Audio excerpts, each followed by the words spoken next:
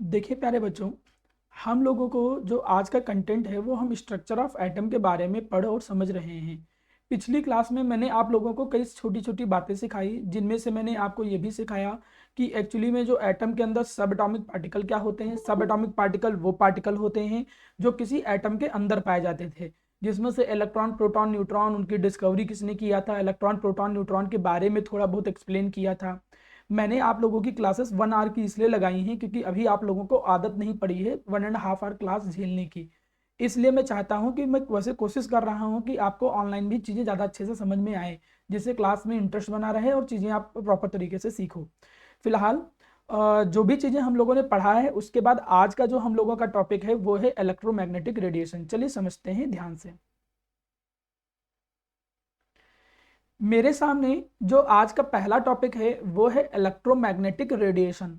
नाम से पता चलता है इलेक्ट्रोमैग्नेटिक रेडिएशन की एक तरीके का रेडिएशन है। हम जनरली कहते हैं कि ऐसे radiation which do not required any medium for their propagation. Propagation मतलब फॉर द मूवमेंट, उनको चलने के लिए, मूवमेंट करने के लिए किसी भी मीडियम की रिक्वायरमेंट नहीं होती है। मैं एक एग्जांपल देता हूं। जैसे कि मैं अगर बोल रहा हूं, एक रूम में हम लोग बैठे हैं, क्लासरूम में बैठे हैं, माना क्लासरूम में, माना मैं कोई लेक्चर दे रहा हूं और आपको आवाज सुनाई दे रही है, तो वो केवल सुनाई देती है जस्ट बिकॉज ऑफ वहां पे मीडियम है जो कि एयर है। एयर के थ्रू वो जो साउंड वेव है वो साउंड वेव ट्रेवल करके चल के आ रहा है। मतलब एक तरीके से मैं ये कहूंगा कि जो साउंड वेव होता है उसको ट्रेवल करने के लिए मीडियम की जरूरत होती है। अगर उसको ट्रेवल करने के लिए मीडियम की जरूरत होती है तो ऑब्वियस ही चीज है मेरा प्यारा बच्चा, फिर उसे हम ईएमआर नहीं कहेंगे।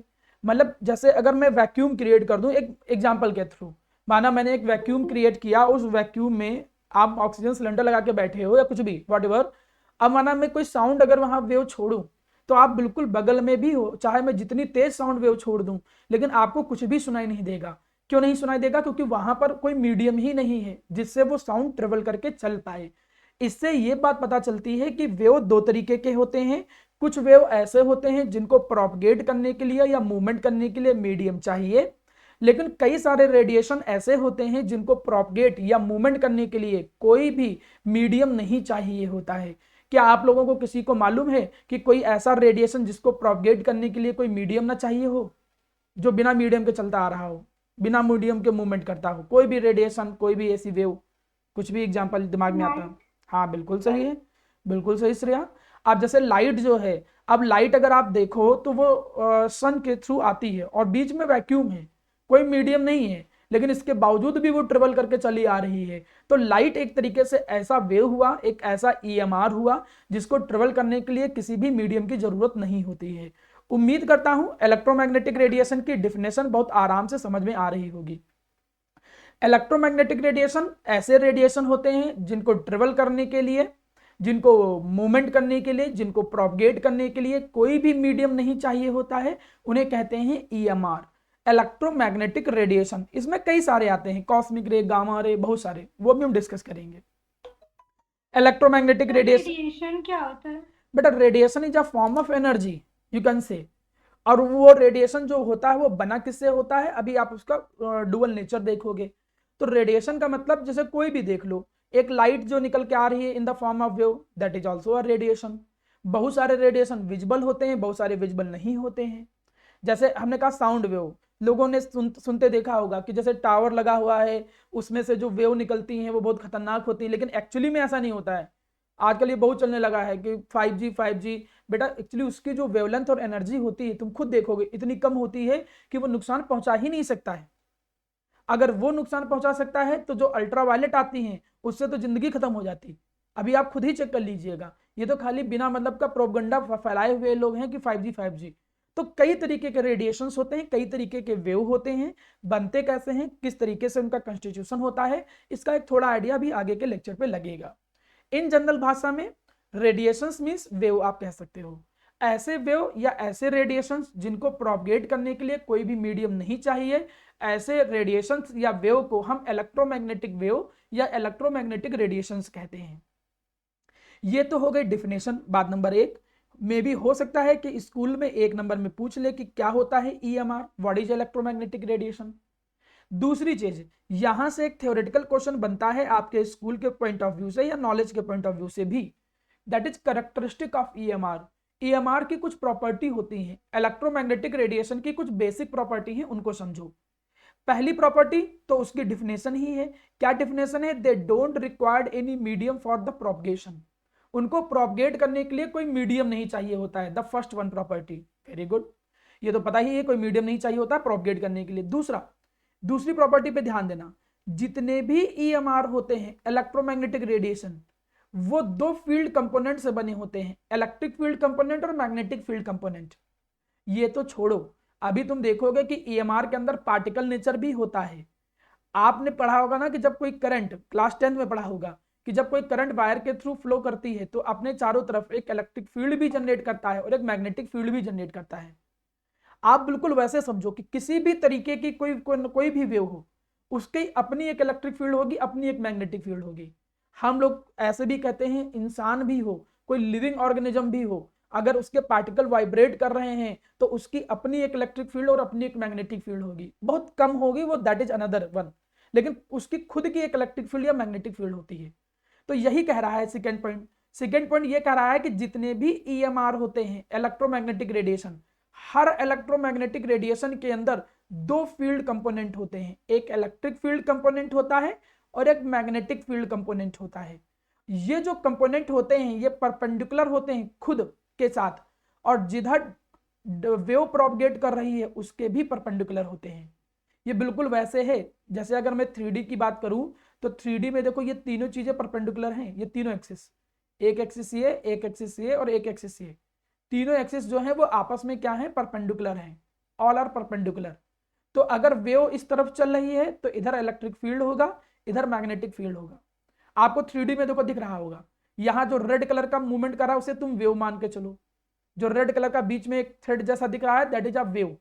अब आप देख रहे हो उसमें दो कंपोनेंट दिख रहे हैं, एक इलेक्ट्रिक फील्ड कंपोनेंट, एक magnetic field component, both are perpendicular with each other, जिसमें से रेड वाली जो कंपोनेंट है देखो वो प्लेन में है और ब्लू वाला जो है वो प्लेन के परपेंडिकुलर है।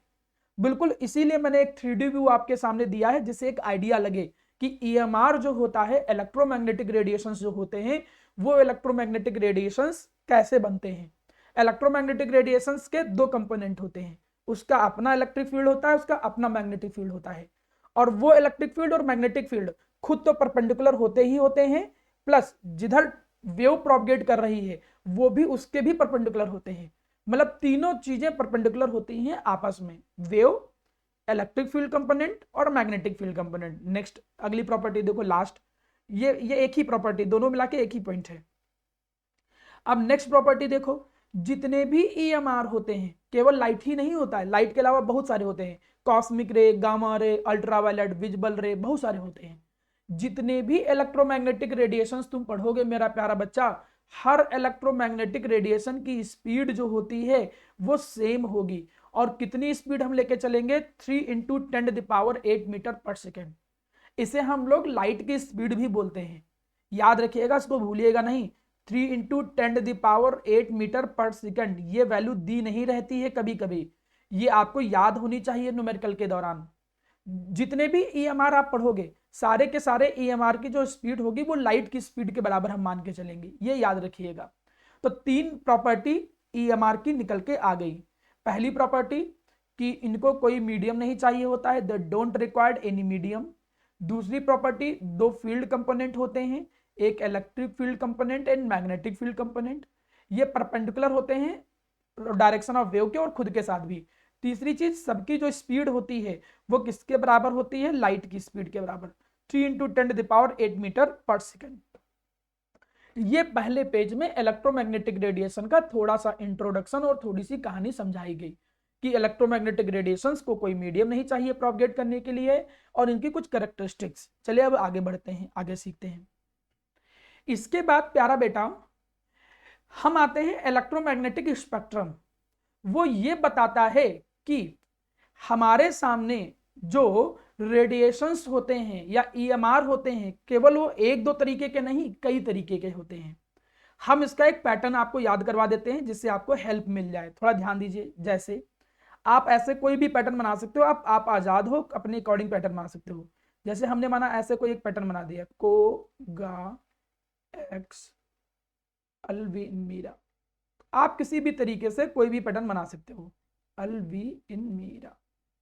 अच्छा, हम ये पैटर्न बना क्यों रहे हैं? इससे आपको थोड़ा ट्रेंड याद रहेगा कि वेवलेंथ और फ्रीक्वेंसी कितनी कितनी रहेगी। ये सबके सब मेरा प्यारा बच्चा क्या है? इलेक्ट्रोमैग्नेटिक रेडिएशन ही है।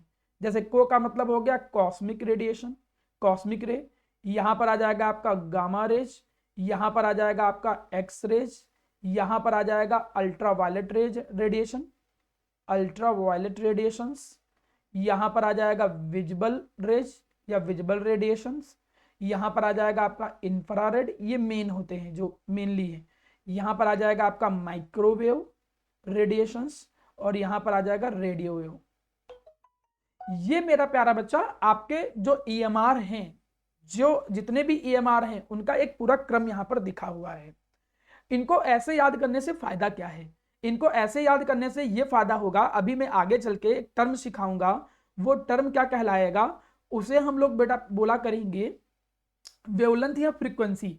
जिनको पता ना हो कि क्या होता है वेवलेंथ या फ्रीक्वेंसी तो परेशान ना हो, उनको अभी अगले तुरंत नेक्स्ट स्लाइड में सिखा दूंगा मैं। वेवलेंथ एंड फ्रीक्वेंसी में अगर देखो तो जो वेवलेंथ होता है जिसको मैं लैम्डा से रिप्रेजेंट करूंगा, अभी बस मान के चलिए, वो नीचे आने पे बढ़ता है, और जो फ्रीक्वेंसी होता है, वो फ्रीक्वेंसी जो होता है वो नीचे आने पे घटता है। फ्रीक्वेंसी न्यू से रिप्रेजेंट करते हैं, और जो एनर्जी होगा वो भी नीचे आने पे घटेगा। अब तुम खुद देखो, यहां पर है वो रेडिएशंस, रेडियो वेव, ये वो रेडियो वेव है जो हमें ट्रांसमिशन के दौरान मिलते हैं। अब ये खुद देखो इनकी रेडिएशन कितना, इनकी एनर्जी कितनी कम है। हम लोग पढ़ते हैं ना, कभी कभी हम लोग व्हाट्सएप वाले ज्ञान पे चले जाओ तो सुनने को मिलता है कि कॉस्मिक रेडिएशंस आ रहे हैं उसमें अर्थ के बाहर, या कॉस्मिक रेडिएशन की एनर्जी सबसे ज्यादा होती है। ये तो 100% है, इसमें तो कोई डाउट नहीं है। लेकिन रेडियो वेव जो फोन या टावर, इनके थ्रू अगर तुम रेडिएशन देखो तो वो रेडियो वेव की कैटेगरी में आते हैं। थोड़ी बहुत ज्यादा बढ़ भी जाएगी तो माइक्रोवेव की रेंज में आ जाएगा, लेकिन तब भी इनकी एनर्जी जो है तो कोई विजिबल से भी कम है। जब इनकी एनर्जी विजिबल से भी कम है तो कहां नुकसान पहुंचा देंगे, अल्ट्रावायलेट से भी कम है तो कहां कितना नुकसान पहुंचा देंगे। तो इसलिए ये ट्रेंड याद करना बहुत जरूरी है, क्योंकि केवल बोर्ड में ही नहीं, कभी कभी जब तुम कंपटीशन में जाते हो तो आपको ऐसे 4-5 रेडिएशन लिख के दे देंगे, लिखेंगे गामा, एक्सरे, अल्ट्रावायलेट, विजिबल, बताओ इसमें सबसे ज्यादा किसकी वेवलेंथ है, सबसे ज्यादा किसकी फ्रीक्वेंसी है, सबसे ज्यादा एनर्जी किसकी है। इसको बोलेंगे कैसे, मतलब कोगा एक्स, इसको बोल के बताइए वो। बेटा बोलना कोई टर्म नहीं है, तो मैंने अपने अकॉर्डिंग बनाया है, जैसे कोगा एक्स एलवी इन मीरा, ये तो मैंने अपने अकॉर्डिंग बनाया है तो मुझको याद है। आप कैसे भी इसको पैटर्न बना सकते हो। देखिए, याद तुमको करना है, पैटर्न आपको बनाना है, जो भी तुमको अच्छा लगे तुम उसी अकॉर्डिंग पैटर्न बना लो। इसको हमने 10-15 बार बोला तो मुझे याद हो गया, वैसे आपको भी याद हो जाएगा। तो वो आप पे डिपेंड करता है, ये कोई फॉर्मूला नहीं है जो मैं आपको सिखा रहा हूँ, ये आपकी अपने अंदर की यूनिक चीज है, तुम जैसे मर्जी वैसे पैटर्न बना के याद कर लो। लेकिन पैटर्न बना के याद करने से ये फायदा रहता है कि आपको ऑर्डर याद रहेगा। उस बेसिस पे आपको जब कभी भी आगे चल के न्यूमेरिकल करोगे या एक्सप्लेनेशन में या ऑब्जेक्टिव क्वेश्चन में, वहां पर भी आपको बहुत हेल्प मिलेगी अगर ये पूरा ट्रेंड याद रहेगा। बात नंबर 1, मैं एक बात बताऊं बड़ी इंटरेस्टिंग, तुम जितने भी रेडिएशंस प्यारा बेटा इसमें से देख रहे हो, उन रेडिएशंस में से केवल और केवल विजिबल ही हम लोगों को दिखता है। जो भी दिखता है, माना कोई कहीं से कोई लाइट निकल रही है, कोई ब्लू, ग्रीन, रेड, कुछ भी दिख रहा है, तो जो विजिबल होता है केवल वही हमको दिखते हैं, बाकी सब तो दिखते भी नहीं है। उनके लिए एक अलग से ही डिवाइस हम लोग यूज करेंगे, मतलब उनको डिटेक्ट करने के लिए एक डिफरेंट तरीके के इंस्ट्रूमेंट की जरूरत पड़ेगी। हम अपनी आंखों से केवल और केवल विजिबल रे को डिटेक्ट कर सकते हैं। अब अगर आप विजिबल रे पे आओ तो विजिबल रे को थोड़ा ध्यान समझो। विजिबल रे में देखो पैटर्न क्या बन के आएगा, विजिबल रे में पैटर्न कुछ ऐसा बन के आएगा, आप लोगों ने इसमें एक पैटर्न सीखा होगा विब ग्योर, ऐसे करके, ये आप लोगों ने पैटर्न सीखा होगा क्लास 10th में। यहां पर भी तुमको देखो वही वही हेल्प मिल गया, violet, indigo, blue, green, yellow, orange, red. अब इसमें अगर तुम देखो तो यहां पर भी वही सेम क्रम है, नीचे आने पे वेवलेंथ बढ़ेगा, ऊपर जाने पे फ्रीक्वेंसी बढ़ेगी, और ऊपर जाने पे क्या होगी, एनर्जी बढ़ेगी। मतलब अगर तुमसे कोई पूछ ले कि ब्लू वाले रेडिएशन की एनर्जी ज्यादा है कि वायलेट वाले की ज्यादा है, तो कहोगे वायलेट वाले की। वेवलेंथ किसकी ज्यादा है, रेड वाले कलर की कि ब्लू वाले की, तो रेड की वेवलेंथ ज्यादा है। तो ये जो छोटी छोटी बातें हैं ना, ये तुमको बहुत जगह पर एक्सप्लेन करते समय या कॉन्सेप्ट को अंडरस्टैंड करते समय बहुत हेल्प करता है। एक बार इस क्रम को प्रॉपर देख लीजिए, मैं अटेंडेंस ले लेता हूं, देन मैं आपके क्लास कंटिन्यू करता हूं। तो यहां तक है कि जब चीजें आप देख और समझ रहे होगे, तो चलिए हम इसके आगे पोर्शन समझाते हैं। अब ये जो कॉस्मिक रे, gamma ray, X ray, ultraviolet, visible, infra, microwave, radio, ये जितना भी तुम प्यारा बेटा देख और समझ रहे हो, उनका जो पूरा का पूरा जो अरेंजमेंट है, अब अरेंजमेंट किस बेसिस पे सर, चाहे तुम वेवलेंथ बोलो चाहे तुम फ्रीक्वेंसी बोलो, तुम किसी भी बेसिस पे अरेंजमेंट करते हो, ये जो कंप्लीट अरेंजमेंट है ऑल द रेडिएशंस, इसी अरेंजमेंट को इलेक्ट्रोमैग्नेटिक स्पेक्ट्रम कहते हैं। माना एक नंबर में कोई पूछे क्या होता है इलेक्ट्रोमैग्नेटिक स्पेक्ट्रम, तो हम कहेंगे कि अरेंजमेंट ऑफ किसका arrangement of all the EMRs, जितने भी इलेक्ट्रोमैग्नेटिक रेडिएशंस होते हैं उनका अरेंजमेंट। कैसे, अकॉर्डिंग टू, अब तुम्हारी जैसी मर्जी वैसे अरेंज कर दो, अकॉर्डिंग टू इंक्रीजिंग वेवलेंथ और फ्रीक्वेंसी, इंक्रीजिंग या डिक्रीजिंग वेवलेंथ और फ्रीक्वेंसी, मतलब जितने भी रेडिएशंस हैं उन रेडिएशंस को अगर तुम वेवलेंथ और फ्रीक्वेंसी के इंक्रीजिंग या डिक्रीजिंग ऑर्डर, जो भी सही लगे, उसके अकॉर्डिंग जब अरेंज करते हो, तो वो पूरा का पूरा जो अरेंजमेंट है, उसी अरेंजमेंट को इलेक्ट्रोमैग्नेटिक स्पेक्ट्रम कहते हो। देखो नीचे नीचे ये इलेक्ट्रोमैग्नेटिक स्पेक्ट्रम दिखा रहा है। अगर तुम इन इलेक्ट्रोमैग्नेटिक स्पेक्ट्रम को ध्यान से देखो, तो यहाँ पे देखो फ्रीक्वेंसी कम हो रही है, सॉरी फ्रीक्वेंसी ज्यादा हो रही है, वेवलेंथ कम हो रही है। क्यों? क्योंकि यहाँ पर देखो बहुत क्लोज हो जा रहा है, यहाँ पे देखो वेवलेंथ बहुत ज्यादा है, तो इधर वेवलेंथ लॉन्गर है, इधर वेवलेंथ शॉर्टर है। तो आप चाहे वेवलेंथ के अकॉर्डिंग अरेंज कर दो, चाहे फ्रीक्वेंसी के अकॉर्डिंग अरेंज कर दो। ये जो जितने भी रेडिएशंस होते हैं, इन सारे रेडिएशंस का जो कंप्लीट अरेंजमेंट है, उसे कंप्लीट अरेंजमेंट को ही इलेक्ट्रोमैग्नेटिक स्पेक्ट्रम कहेंगे। चीजें देखो अब एक दूसरे से जुड़ती चली जा रही है, कोई कठिन नहीं है, आसान है। इलेक्ट्रोमैग्नेटिक रेडिएशन क्या होते हैं? ऐसे रेडिएशन जिनको प्रोपगेट करने के लिए, ट्रेवल करने के लिए किसी भी मीडियम की जरूरत नहीं होती है। इलेक्ट्रोमैग्नेटिक रेडिएशंस जो होते हैं, बात नंबर 2, कि कई तरीके के होते हैं, cosmic, gamma ray, X ray, ultraviolet, visual रे। उनकी 3 कैरेक्टरिस्टिक्स हमने सीखी। इनको ट्रेवल करने के लिए मीडियम नहीं चाहिए, 2 फील्ड कंपोनेंट होते हैं, electric field, magnetic field, perpendicular होते हैं वेव की डायरेक्शन के और खुद के भी। तीसरी चीज, सारे EMR, इनमें से जितने तुम देख रहे हो, चाहे कॉस्मिक देखो, चाहे गामा देखो, चाहे एक्सरे देखो, चाहे माइक्रोवेव देखो, सबकी स्पीड लाइट के बराबर मानी जाएगी। और कितनी मानी जाएगी? 3 × 10⁸ मीटर पर सेकेंड। यहां तक की बातें आपको समझ लेने के बाद यहां पर एक नई कहानी आई, that is known as dual behaviour of EMR। What is mean by dual behaviour of EMR? जैसे हम लोग पढ़ते हैं डुअल सिम का मतलब 2, तो 2 तरीके के बिहेवियर होते हैं EMR के। आजकल तो हर इंसान के भी 2 तरीके के बिहेवियर हैं, दिखाने के लिए सामने कुछ और, अंदर से वो कुछ और होता है। तो डुअल बिहेवियर, अब मैं ये कहूं कि हर जगह, हर इंसान, हर पर्सन, सबके अंदर होता है, कोई बहुत गलत बात नहीं है। नॉन लिविंग के अंदर भी डुअल नेचर होता है। अभी पढ़ोगे कोई मैटर है ना, इसके अंदर भी डुअल नेचर है। कौन कौन से 2 नेचर? पार्टिकल नेचर और वेव नेचर। इतना आसान नहीं है कि किसी ने बोल दिया कि डुअल नेचर होता है। इसके पीछे वैसे हिस्ट्री की कोई जरूरत नहीं है, लेकिन मैं थोड़ा इंटरेस्ट के लिए आपको बता रहा हूं कि बिल्कुल जब शुरुआत की बात चल रही थी, लगभग 1800 के आसपास, तो 1800 के आसपास न्यूटन थे। न्यूटन ने कहा क्या? न्यूटन ने यह बात बोली कि जितने भी EMR होते हैं, लगभग 1800 के आसपास, all the EMR have particle nature. इन्होंने कहा कि जितने भी EMR होते हैं वो क्या होते हैं? पार्टिकल नेचर रखते हैं। भाई इन्होंने कहा पार्टिकल नेचर रखते हैं। पार्टिकल नेचर का मतलब आप समझ रहे हो कि जितने भी रेडिएशंस होते हैं वो छोटे छोटे एनर्जी के पैकेट से बने होंगे, पार्टिकल से बने होंगे। जितने भी लाइट है वो छोटे छोटे एनर्जी के पैकेट से बने होंगे। और कोई भी साइंटिस्ट ऐसा नहीं कि मुंह उठाया, खोल दिया और बोल दिया कुछ भी। वो जब बोलता है तो कुछ पीछे एक्सपेरिमेंट करता है और कुछ कॉन्सेप्ट देता है। जैसे कि अगर मैं बोलूं कि ये पार्टिकल नेचर रखते हैं, इसके पीछे नेचर आप कैसे समझ सकते हो? माना रिफ्लेक्शन, आप रिफ्लेक्शन देख लो, रिफ्लेक्शन पार्टिकल नेचर पे ही बेस्ड होता है। लोगों को लगता रहा कि हाँ ठीक है पार्टिकल नेचर होता है, लेकिन कुछ समय के बाद क्या हुआ, कई सारे साइंटिस्ट आए। जैसे एक मुझे याद आ रहा है, क्रिश्चियन हाइजेंस, सबके नाम तो मुझे नहीं याद आ रहे हैं, लेकिन कुछ के नाम मुझे याद हैं। जैसे क्रिश्चियन हाइजन आए, अब क्रिश्चियन हाइजन ने कहा नहीं, इन्होंने कहा नहीं, ईएमआर जो होता है, ईएमआर वो जो होता है वो पार्टिकल नेचर नहीं रखता है, वो वेव नेचर रखता है। अब सब लोग उनको चिल्लाना चालू कर दिया, अरे तुम बेवकूफ हो, कहाँ न्यूटन है भाई, न्यूटन की बात अलग है, वो इतने बड़े साइंटिस्ट हैं और तुम अभी कल के साइंटिस्ट ये बोल रहे हो। तो लोगों ने इनको भाई काफी कुछ सुनाना चालू कर दिया कि नहीं ऐसा नहीं होता, ईएमआर जो होता है वो पार्टिकल नेचर ही है, तुमको ज्यादा नहीं मालूम है। अब वो क्या करते हैं भाई, लगभग मान के चलो कि 100 सालों तक न्यूटन की ही थ्योरी मानी गई। बीच में कई लोगों ने कहा कि नहीं वेव नेचर होता है, लेकिन न्यूटन का नाम इतना ज्यादा था कि 100 सालों तक यही माना गया कि नहीं पार्टिकल नेचर ही होता है। चलो कोई बात नहीं। फिर और भी कई सारे साइंटिस्ट आए, जिसमें से मुझे एक नाम याद आ रहा है, मैक्सवेल।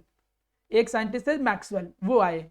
अब उन्होंने कहा कि नहीं नहीं भाई, ये जो वेव होता है ये पार्टिकल नहीं, ये वेव नेचर ही होता है। ये पार्टिकल नहीं होता है, ये क्या होता है, वेव नेचर ही होता है। अब लगा कि यार मैक्सवेल भी अच्छे खासे उनका नाम था। जब तुम सीनियर क्लास में जाओगे, बीएससी एमएससी में जाओगे, तो मैक्सवेल की इक्वेशंस पढ़ोगे। मतलब अगर तुम देखो न्यूटन, आइंस्टीन, इनके जैसे ही इनका काफी ज्यादा नाम था। तो अब यार लोगों को लगा हो सकता है न्यूटन से गलती हो गई हो, क्योंकि मैक्सवेल ने जब बातें बोली तो इन्होंने कई सारे पॉइंट भी दिए। जैसे इन्होंने दिया इंटरफेरेंस, इंटरफेरेंस एंड डिफ्रैक्शन का सिद्धांत दिया। सर इंटरफेरेंस क्या होता है, वो यहां सिलेबस का टॉपिक नहीं है, वो जब कभी आएगा लाइट में तब पढ़ोगे। इंटरफेरेंस का मतलब होता है कि दो वेव की आपस में मिक्सिंग। जब दो वेव आपस में मिक्स हो जाती हैं तो उससे उसका एम्पलीट्यूड कम या ज्यादा हो जाता है, दो वेव का मिक्स होना, दैट इज इंटरफेरेंस। तो वेव ने चलाने लगा। अब यार लोगों को लगना चालू हो गया कि हाँ शायद न्यूटन से गलती हो गई हो, मे भी हो सकता है न्यूटन से गलती हो गई हो, और शायद ये वेव नेचर ही होता हो। अब लोगों को लगा हाँ यार बिना मतलब हम उनको सुना दिए थे, बिना मतलब बिना कह दिए थे, हो सकता है कि हाँ वेव नेचर हो। लगभग लगभग लोगों के दिमाग में ये बात आने लगी कि हाँ जो ईएमआर होता है, इलेक्ट्रोमैग्नेटिक रेडिएशन होता है, वो वेव नेचर ही रखता है। लेकिन फिर बड़ा ड्रामेस्टिक तरीके से क्या हुआ कि 1905 में कौन, अल्बर्ट आइंस्टीन, नाम सभी जानते होंगे आप। अब अल्बर्ट आइंस्टीन आते हैं और अल्बर्ट आइंस्टीन कहते हैं कि नहीं, ये वेव नेचर नहीं होता है, ये क्या होता है, पार्टिकल नेचर। ये क्या रखता है, पार्टिकल नेचर रखता है। मतलब पूरी थ्योरी घुमाने लगे, कोई वेव कोई पार्टिकल। फिर जब लोगों को वेव लगने लगा, फिर अल्बर्ट आइंस्टीन अपनी एक थ्योरी लेके आ गए और उन्होंने एक थ्योरी दिया, उसके पीछे फोटो इलेक्ट्रिक इफेक्ट। उन्होंने इसके पीछे एक फिनोमिनन दिया, फोटो इलेक्ट्रिक इफेक्ट। अभी आगे चल के पढ़ोगे, इसी चैप्टर में है कि किसी भी मेटल के ऊपर जब लाइट गिरती है तो उस मेटल में से इलेक्ट्रॉन निकलने लगते हैं। तो ये कहीं ना कहीं पार्टिकल नेचर पे ही काम करता है। तो फोटो इलेक्ट्रिक इफेक्ट दिए और उन्होंने कहा कि नहीं पार्टिकल नेचर पे है। अब क्या करें, अब तो सबका दिमाग खराब, यार particle nature wave nature, particle nature wave nature, ये क्या सब चल रहा है। फिर 1905 में ही अल्बर्ट आइंस्टीन ने कहा कि भाई परेशान ना हो, दुखी ना हो, ये एक्चुअली पार्टिकल नेचर और वेव नेचर दोनों को अडॉप्ट कर लिया गया, और तब से आज तक हम लोग ईएमआर का डुअल नेचर ही मान के चलते हैं। हम लोग ये मान के चलते हैं कि जो ये ईएमआर है, it contain the dual nature. Dual nature का मतलब ये छोटे छोटे एनर्जी के पार्टिकल से बना है, और ये पार्टिकल जो होते हैं they move in a form of wave. और ये कैसे मूवमेंट करते हैं, ये वेव की फॉर्म में मूवमेंट करते हैं। इन्होंने कहा कि भैया ये छोटे छोटे पार्टिकल से मिलके बने हैं एनर्जी के, और ये किस तरीके से मूवमेंट करते हैं, वेव की फॉर्म में मूवमेंट करते हैं। और तब से लेके आज तक हम लोग जो पढ़ते हैं वो डुअल नेचर ही पढ़ते हैं, डुअल नेचर ऑफ ईएमआर। अब ये हिस्ट्री आएगी नहीं, लेकिन पता होने से थोड़ा अच्छा लगता है कि हाँ ईएमआर का कॉन्सेप्ट क्या है। इलेक्ट्रोमैग्नेटिक रेडिएशन जिनको प्रोपगेट करने के लिए मीडियम नहीं चाहिए होता है। आपको यह भी पता चला कि ईएमआर के अंदर क्या होता है, डुअल बिहेवियर। दो तरीके के नेचर होते हैं, पार्टिकल नेचर होता है, साथ ही साथ वेव नेचर होता है। It contain both of the natures. और अब से बोले तो 1905 से हम लोग डुअल नेचर ही मानते हुए आ रहे हैं। कोई तुमसे बोले कि इलेक्ट्रोमैग्नेटिक रेडिएशन के अंदर कैसा बिहेवियर है, तो हम कहेंगे कि डुअल नेचर का बिहेवियर है। उसके अंदर पार्टिकल नेचर और वेव नेचर दोनों कंटेन किए हुए हैं। चलिए गुड, अच्छी बात है, आगे बढ़ते हैं। अब प्यारे बच्चों, हम लोग एक एक करके सारे नेचर को यहां पर पढ़ेंगे। सारे क्या, बहुत सारे थोड़ी हैं, दो ही नेचर हैं, वेव नेचर है और पार्टिकल नेचर है। यहां पर हम लोग पहले वेव नेचर पढ़ेंगे। वेव नेचर ये कहता है कि EMR जो होता है वो वेव की फॉर्म में ट्रेवल करता है। It travel in a form of wave, ये वेव की फॉर्म में ट्रेवल करता है। जब भैया ये वेव की फॉर्म में ट्रेवल करेगा तो इसमें कई सारे टर्मोलॉजी दिए गए जिनको हम लोग बोलते हैं कुछ ऐसे parameters, parameters of wave nature, मतलब वो पैरामीटर्स जिनसे हम वेव नेचर को थोड़ा समझेंगे। चलिए मान के चलता हूं कि कोई एक वेव हमने बना दिया, हमने माना कि it is a wave nature और ये एक वेव नेचर हमने यहां बना दिया। चलो जी, ये एक वेव नेचर है, ये थोड़ी सिमेट्रिकल होगी, बन नहीं रहा सिमेट्रिकल, लेकिन आप सिमेट्रिकल मान के चलिएगा। माना वो इस तरीके से एक वेव नेचर है, ठीक है। एक वेव यहां से चलना स्टार्ट किया और यहां पे चल पहुंचा। ये लगभग लगभग बिल्कुल वैसा है जैसे पेंडुलम का मोशन होता है। पेंडुलम ये मीन पोजीशन पे है, पहले वो एक तरफ एक्सट्रीम हाईएस्ट तक जाता है, एक तरफ एक्सट्रीम हाईएस्ट जाएगा, फिर रिटर्न होकर बीच में आएगा, फिर दूसरी तरफ एक्सट्रीम पे जाएगा और फिर बीच में लौट के आएगा। वो कहीं ना कहीं इसीलिए रिपीटेटिव नेचर रख रहा है। मतलब देखो पहले क्या हुआ, एक तरफ से गया और मैक्सिमम पॉइंट तक पहुंचा, एक तरफ मैक्सिमम तक, फिर वापस वहीं जीरो पे आया मीन पे, फिर दूसरी तरफ मैक्सिमम तक गया और फिर जीरो आया। जैसे मैं पेंडुलम में कहता हूं कि एक बार इस तरफ चला जाए, फिर दूसरी बार उस तरफ बीच पे आए, फिर दूसरी तरफ जाके फिर वहां आए, तब हमें एक ऑसिलेशन मानते हैं कंप्लीट पेंडुलम में। वैसे ही यहां पर एक कंप्लीट ऑसिलेशन तब माना जाएगा जब यहां से ए से लेके कहां तक पहुंचेगा, ये डी पॉइंट तक, तब हम कहेंगे कंप्लीट ऑसिलेशन हुआ। अब कई सारे टर्म्स क्रिएट किए गए जो टर्मोलॉजी जो हैं जो वेव को बहुत अच्छे से एक्सप्लेन करते हैं, जिसमें से पहला जो टर्म है दैट इज वेव लेंथ। वो जो पहला टर्म आया मेरा प्यारा बच्चा, वो वेवलेंथ है। वेवलेंथ को हम यहां पर लैम्डा से रिप्रेजेंट करते हैं। We represent the wavelength from the lambda, उसको हम लैम्डा से रिप्रेजेंट करेंगे। क्या होता है वेवलेंथ, चलिए समझते हैं। वेवलेंथ जो होता है, कहा गया कि किसी भी दो, जो ये ऊपर उठे वाले पार्ट तुम देख रहे हो, जो ऊपर वाले पार्ट हैं, जो हाईएस्ट मोस्ट हाइट वाले पार्ट है, उन्हें क्रस्ट कहते हैं और इन्हें क्या कहते हैं, ट्रफ कहते हैं। क्रस्ट एंड ट्रफ, ये इनके नाम दिए गए।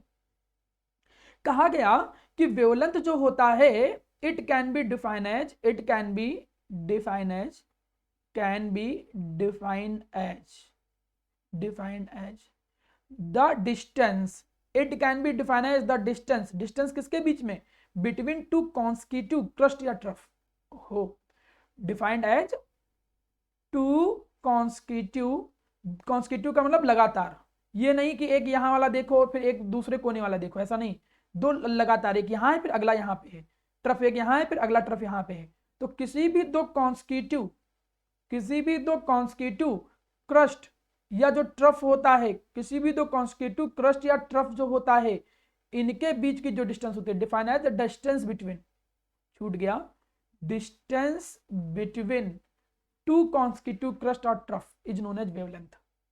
बोले तो मैं ये कहना चाहता हूं कि या तो ये इतनी डिस्टेंस को तुम वेवलेंथ कहोगे, दो कॉन्स्टिट्यूटिव क्रस्ट के बीच की डिस्टेंस को, या तो दो कॉन्स्टिट्यूटिव ट्रफ के बीच की डिस्टेंस को वेवलेंथ कहोगे, ये इतना वेवलेंथ कहलाया। लेकिन मैं तुमको बता दूं ना, इसको और अच्छे रूप से मॉडिफाई कर सकते हो, बहुत अच्छे तरीके से। तुम इसको ऐसे कर सकते हो, बिटवीन टू कॉन्स्टिट्यूटिव पॉइंट, वो भी सही है, स्कूल में यही सिखाया जाता है, ट्रफ या क्रस्ट। लेकिन मैं एक बात बता दूं ना, कोई भी दो कॉन्स्टिट्यूटिव पॉइंट्स ले लो, पॉइंट्स इन वेव, उनके बीच की भी जो डिस्टेंस होगी, उनके बीच की भी जो डिस्टेंस होगी, उसको भी तुम वेवलेंथ कह सकते हो।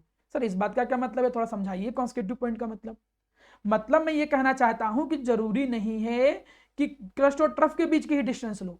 ये पॉइंट तुमने यहां लिया, अब ये जो ब्लू कलर का हमने पॉइंट लिया है, ये दोबारा कहां रिपीट कर रहा है, ये इस जगह रिपीट कर रहा है, नीचे से आके ऊपर इस जगह पे रिपीट कर रहा है, तो इन दोनों के बीच की डिस्टेंस को भी तुम वेवलेंथ कह सकते हो। ठीक, ऐसा नहीं कि स्कूल में पढ़ा दिया गया दो कॉन्स्टिट्यूटिव क्रस्ट और ट्रफ के बीच की डिस्टेंस ही, ना ना ना, किसी भी दो कॉन्स्टिट्यूटिव पॉइंट के बीच की डिस्टेंस को तुम वेवलेंथ कह सकते हो। ये तुम मॉडिफाइड फॉर्मेट में सीख सकते हो। ये जो प्रेजेंटेशन है, इस प्रेजेंटेशन को हम लैम्डा पढ़ते हैं, इसको हम पढ़ते क्या है, लैम्डा, ठीक है, लैम्डा ए लैम्डा बी ऐसे करके पढ़ेंगे। तो पहला पैरामीटर, किसी भी वेव के दो कॉन्स्टिट्यूटिव क्रस्ट या ट्रफ के बीच की जो डिस्टेंस होती है उसे वेवलेंथ कहते हैं। चलिए आगे चलते हैं, दूसरा पॉइंट देखते हैं। दूसरा पॉइंट आया जिसे हम कहते हैं फ्रीक्वेंसी। दूसरा पॉइंट आया मेरा बच्चा जिसे हम कहते हैं फ्रीक्वेंसी। चलिए अब हम फ्रीक्वेंसी समझते हैं भाई, फ्रीक्वेंसी क्या चीज होती है।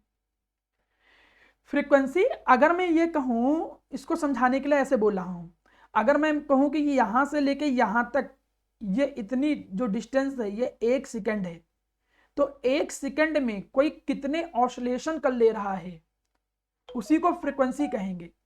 कंप्लीट ऑसिलेशन, जैसे हमने कहा यहां से यहां तक एक कंप्लीट ऑसिलेशन हुआ, यहां से यहां तक 2 कंप्लीट ऑसिलेशन हुए, यहां से यहां तक 3 कंप्लीट ऑसिलेशन हुए, यहां से यहां तक 4 कंप्लीट ऑसिलेशन हुए, यहां से यहां तक 5 कंप्लीट ऑसिलेशन हुए, तो हम कहेंगे 5 हर्ट्ज। मतलब 1 सेकंड में कितने कंप्लीट ऑसिलेशन होते हैं, दैट इज फ्रीक्वेंसी। मतलब एक तरीके से तुम कह सकते हो it can be defined as the number of complete oscillation, the number of complete oscillation in 1 second. 1 second में जितने भी कंप्लीट ऑसिलेशन होंगे उसी को कहेंगे फ्रीक्वेंसी।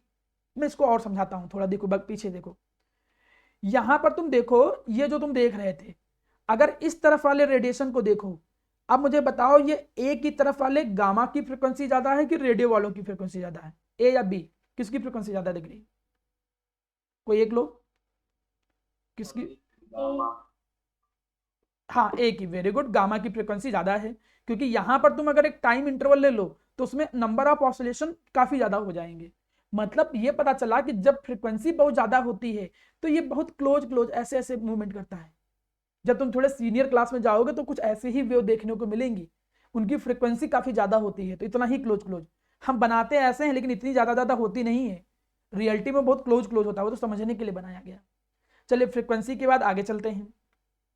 थर्ड, अगली जो डिफिनेशन आई, अच्छा फ्रीक्वेंसी को हम रिप्रेजेंट किससे करते हैं? न्यू से। इसको पढ़ते क्या है? न्यू, तो इसको न्यू से रिप्रेजेंट करेंगे, ध्यान दीजिएगा। अगली जो डिफिनेशन है दैट इज एम्पलीट्यूड। हाँ बोलो बेटा, कुछ पूछना है तो बता सकते हो। आवाज नहीं आ रही बेटा आपकी, चलिए ध्यान दीजिए, मुझे मैसेज कर दीजिए आप बेटा।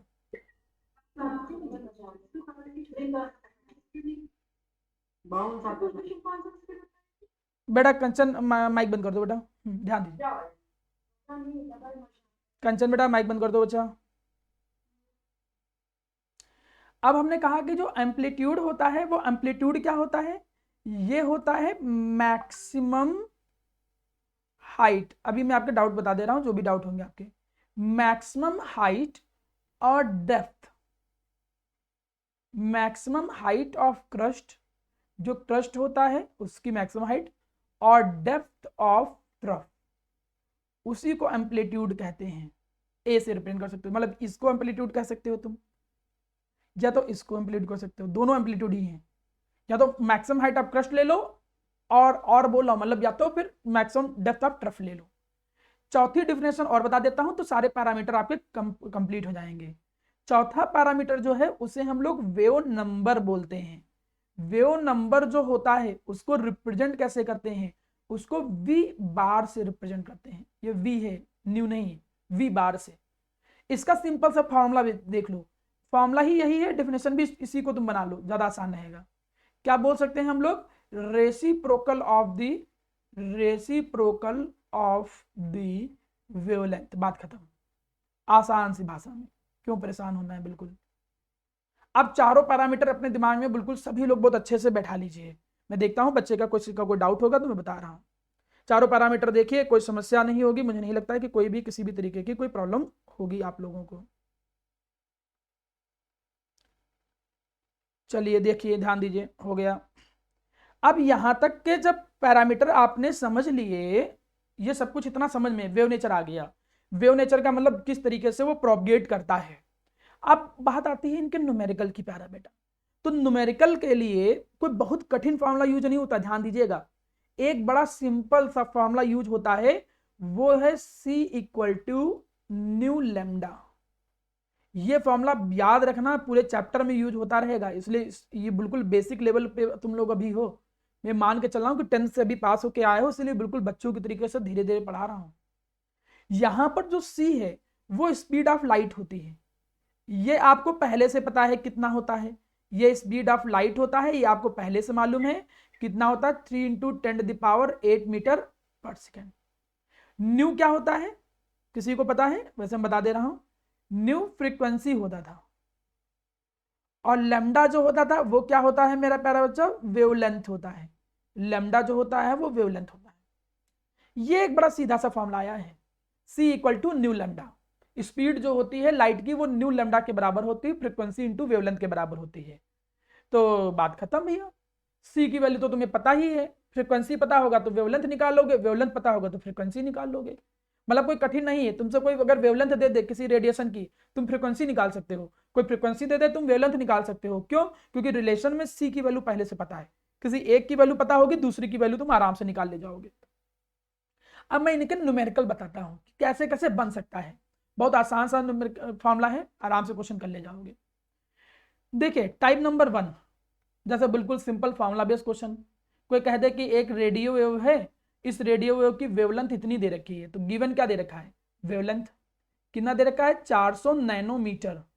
अब देखिए कुछ चीजें आप लोगों को पता होनी चाहिए यार, पहले चैप्टर में वैसे है लेकिन मैं यहां भी सिखा दूं कि नैनो का मतलब होता है 10⁻⁹। मीटर है तो मीटर, ग्राम है तो ग्राम, बस एन का मतलब 10⁻⁹ है। बोलो बेटा अस्मिता। ने पहला चैप्टर क्यों नहीं पढ़ाया? बेटा पहला चैप्टर एक्चुअली मेरे पास लेक्चर पूरे रिकॉर्डेड पड़े हुए हैं, इसलिए मैं चाह रहा था कि कुछ बच्चों के यहाँ चैप्टर ये सेकंड चल रहा है तो उनका भी नुकसान ना हो, देन मैं पहला पढ़ा दूं। पहला थोड़ा सा न्यूमेरिकल बेस था तो कई सारे बच्चों को थोड़ा अच्छा कम लगता है, इसलिए मैं चाह रहा था कि एटॉमिक स्ट्रक्चर पहले हो जाए, और जिसको पहला पढ़ना है मेरे ही लेक्चर बने हुए हैं, उसको मैं आपको भेज दूंगा आज लिंक पे। ठीक, आप उसको देख सकते हो सारे लेक्चर्स, और बाकी इसके बाद तुरंत मैं पहला स्टार्ट कर दूंगा। ठीक बेटा, डाउट क्लियर बेटा स्मिता? चलिए यस सर। ठीक। नैनो का मतलब 10⁻⁹ होता है, माइक्रो का मतलब 10⁻�6 होता है, ये चीजें पता होनी चाहिए।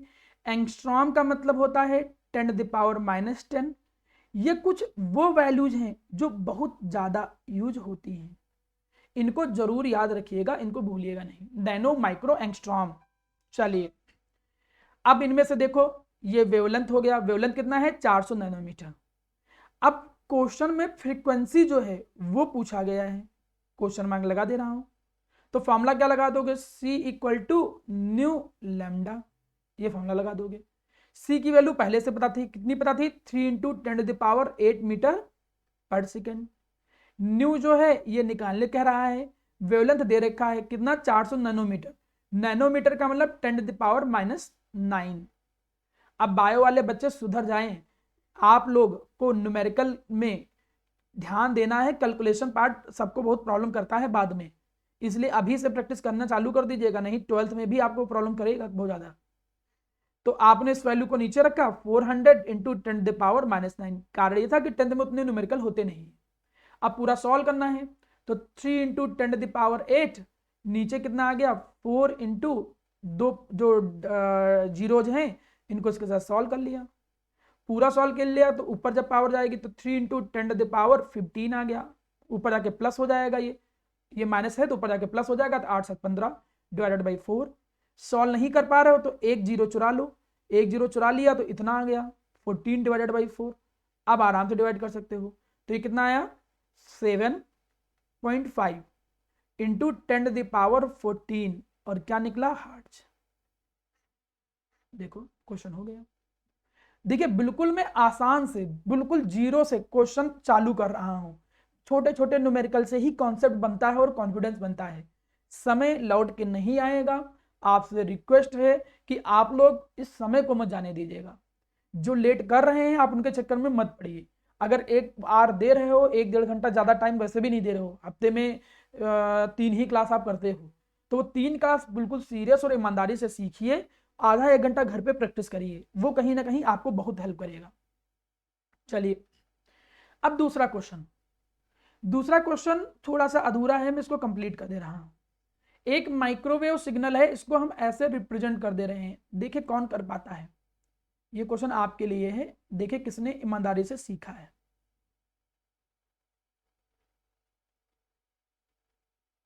ठीक, मैंने कहा ये पॉइंट है, ये सिमेट्रिकल वेव है, ए है, ये पॉइंट हमने कहा बी है, ये पॉइंट हमने कहा सी है, ये पॉइंट हमने कहा डी है, ये हमने पॉइंट कहा ई है। अब मैंने यहां पर एक चीज दे दी, हमने कहा कि यहां पर जो सी डी है, सी डी, इतनी जो लेंथ है ये हमने दे दी। हमने कहा सी डी बराबर जो है वो कितना दे रखा है, 40 एंगस्ट्रॉम। अब क्वेश्चन हमने पूछा बताओ फ्रीक्वेंसी क्या होगी एंड वेव नंबर क्या होगा। एंगस्ट्रॉम का मतलब होता है 40 इंटू 10⁻⁻10, अगर जरूरत पड़ेगी तो। देखिए कौन बता सकता है। पहले तो हमें वेवलेंथ बताओ, क्योंकि जब वेवलेंथ पता होगी तभी तुम कुछ और निकाल पाओगे। किसी को पता है वेवलेंथ कितनी होगी? किसी का दिमाग चल रहा है? Sir 80, very good. 120, हाँ फिर 160। 160 अब सही है। आप आंसर थोड़ी देर में आया, यही चीज है कि थोड़ा तेज दिमाग रखो, क्योंकि जो वेवलेंथ होती है वो होता कितना है, यहां से लेके यहां तक, दो क्रस्ट या ट्रफ के बीच की डिस्टेंस। अब देखो ये कितना है, ये 1 टाइम, 2 टाइम, 3 टाइम, 4 टाइम। मतलब ऐसा नहीं कि न्यूमेरिकल पढ़ लिया तो क्वेश्चन कहीं से हम बनाए और फिर क्वेश्चन रटा रटाए फॉर्मूला बेस आ जाए। हम ऐसे न्यूमेरिकल भी बना सकते हैं। तो क्या करोगे, तो आपको कॉन्सेप्ट क्लियर होना चाहिए। आप क्या कहोगे कि जो वेवलेंथ होगी इस केस में, वो वेवलेंथ कितनी हो जाएगी, that will be equal to 4 time of C D. Wavelength की डिफिनेशन पता था, दो क्रस्ट के बीच की डिस्टेंस, जो ब्लू वाली लाइन है दैट इज वेवलेंथ, वहां तक की डिस्टेंस। अब सी डी की वैल्यू कितनी दी गई है, 40 एंगस्ट्रॉम, तो कितना निकल के आ गया, 160 एंगस्ट्रॉम। पहला पार्ट सॉल्व हो गया। मतलब 160 इंटू 10⁻⁻10 मीटर।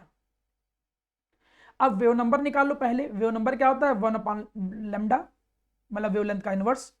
तो वेव नंबर निकाल लो, 1/160 इंटू 10⁻⁻10। अब इसको सॉल्व करना है, तो सॉल्व कैसे करोगे, तो इसको हम ऊपर भेज दे रहे हैं, नीचे लिख दिया 160 इंटू 10⁻+10। अभी भी नहीं सॉल्व हो रहा है तो 3 जीरो यहां से निकाल लो, इंटू 10⁻7 है। देखिए आप पे है कि कैसे सॉल्व करते हो, डिवाइडेड बाई 160 कर लो। अब ये लगभग लगभग कितना कटेगा बताइए, 16 को डिवाइड कर लीजिए, 4 को 16, 25 कट गया। और देखो ये आंसर आ गया 6.2 इंटू 10⁻7। अब इसकी यूनिट क्या आ जाएगी, वेवलेंथ एक डिस्टेंस थी, तो वेवलेंथ की यूनिट होती है मीटर, अगर एक डिस्टेंस है, और ये वेवलेंथ का उल्टा है तो इनवर्स, तो मीटर इनवर्स। यूनिट लिखना मत भूलिएगा, क्लास 11th के शुरू से ही इसकी आदत दिमाग में बैठाना चालू करिए। हमने केवल और केवल इस चैप्टर को लेने का रीजन जो रखा है वो ये है कि पहले आप इंटरेस्टिंग वे में केमिस्ट्री में अपना मन लगाओ, जिससे केमिस्ट्री थोड़ा अच्छा लगने लग जाए, then we can go for the any chapter. ठीक है, चलिए अब लास्ट पार्ट बताओ, फ्रीक्वेंसी कैसे निकालें, कोई एक लोग, how we will find the frequency. C/W। C upon lambda, W नहीं लेमडा। तो सी की वैल्यू कितनी होती है, 3 इंटू 10⁸ मीटर पर सेकेंड, ये आप निकाल ही चुके थे।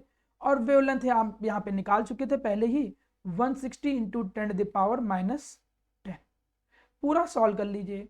अब फिर से वही सेम कैलकुलेशन टाइप, तो 3 इंटू ये ऊपर जाएगा, प्लस की में पावर आ जाएगी 10⁻18, नीचे कितना आ जाएगा 160, फिर से 3 जीरो यहाँ से ले लीजिए, तो 3000 इंटू 10⁻3 जीरो ले लिया तो 15 बचा, यहाँ पर 160 आ गया।